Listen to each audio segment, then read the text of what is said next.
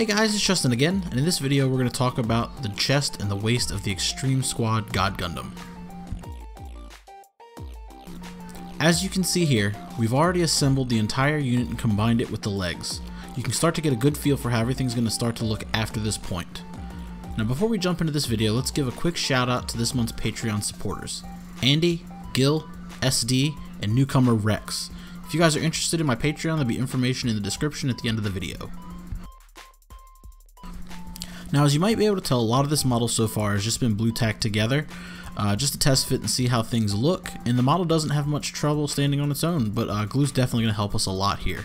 The first part we're going to focus on is the waist. Starting with the side skirts, I'm going to recommend swapping the resin molded poly caps with actual ones for this part, since the connection point is really fragile and it's really easy to break if there's any problem with the resin poly caps.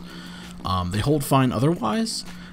You just might break your part if you're not careful, so keep an eye on that. Next, we're going to look at the waist block. Now this is going to be the only part of the waist that we're going to pre-glue on ahead of time, and that's just because it holds all the poly caps and stuff together. We're going to go ahead and do that now. If you wanted to glue the back skirts onto the over cover for the armor, you can do that as well. I'm going to keep mine separate because it makes things a little bit easier when you're painting.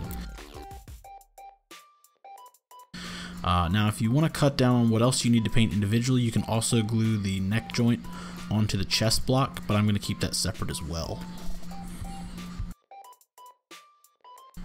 The next potential trouble spot that I want to talk about is the resin joint for the shoulder. It's a little loose inside the sandwich piece of the chest, nothing that a little drop of super glue won't fix, but if you wanted to swap that out, I'm going to wait until I assemble the arms and decide how I'm going to proceed on this part. But you could probably swap that with a regular poly cap and glue those halves together straight away.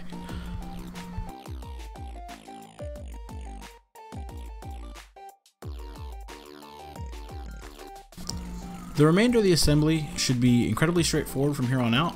You shouldn't have too many issues. I didn't. And hopefully your build has been going as smoothly as mine. If you had any trouble issues, leave them in the comments below and I'll do my best to help you through it. And I'll see you with the next video. It's going to be on the arms.